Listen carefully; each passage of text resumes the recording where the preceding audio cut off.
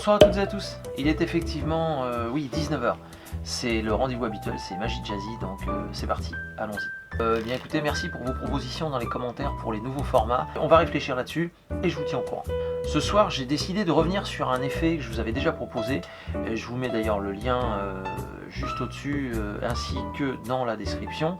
Voilà, c'était sur le double change en main de Paul Gertner. Pourquoi je suis revenu dessus? Eh bien tout simplement parce que Dave Vernon disait que lui, il a commencé à réfléchir là où les autres s'étaient arrêtés. Et pour ce double change de Paul Gertner que m'avait montré mon professeur maître et ami Didier Lorini, moi j'avais trouvé un premier final. Et Didier a poussé encore plus loin et il a trouvé lui un deuxième final. Voilà. Il l'avait décrit dans un petit fascicule, alors que vous ne pouvez pas trouver, je suis vraiment désolé, mais je vous le montre quand même, ça s'appelait l'escarboucle. Il m'en a donné un bon paquet qui sont sur les étagères, et il m'avait fait l'honneur de me citer dans cet escarboucle, donc numéro 28, juillet 2011. Et donc il avait fait la description de cet effet en me citant pour le premier final, et lui avait trouvé un deuxième final. Allez, très vite, pour l'actu, rendez-vous vendredi prochain, le 11 octobre, chez Moz, c'est la rentrée, c'est reparti.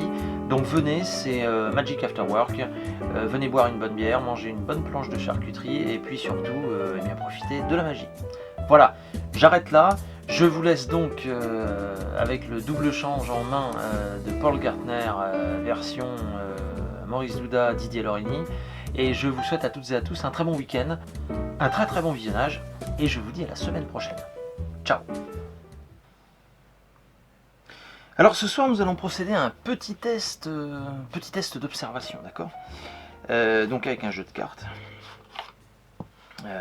D'accord, voilà. Là, un jeu de cartes. Et donc, une première carte ici, un roi rouge, d'accord, suivi du deuxième roi rouge. Ok, donc on va mettre le roi de carreau ici sur le côté, et le deuxième roi de cœur juste là. Donc souvenez-vous, ici le roi de carreau, ici le roi de cœur. Si je remets ici le roi de carreau, à votre avis, comme vous avez suivi carreau cœur ou cœur carreau, c'est un peu le problème. Alors, il suffit juste d'observer.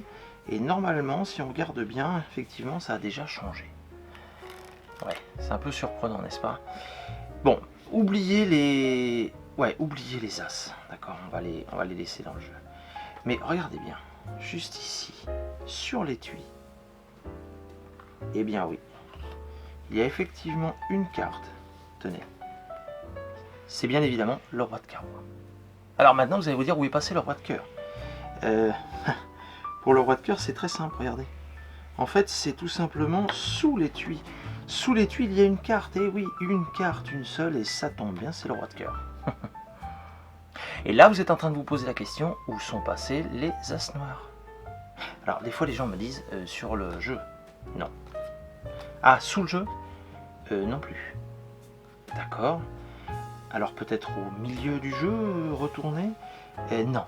Non. Par contre, souvenez-vous, avec les rois, on a fait sur l'étui, sous l'étui. Avec les as, ce qui serait bien, c'est de faire carrément dans l'étui. Oui. Effectivement, l'étui de cartes, 2 cartes. Et ça tombe bien parce que c'est pile les 2 as noirs.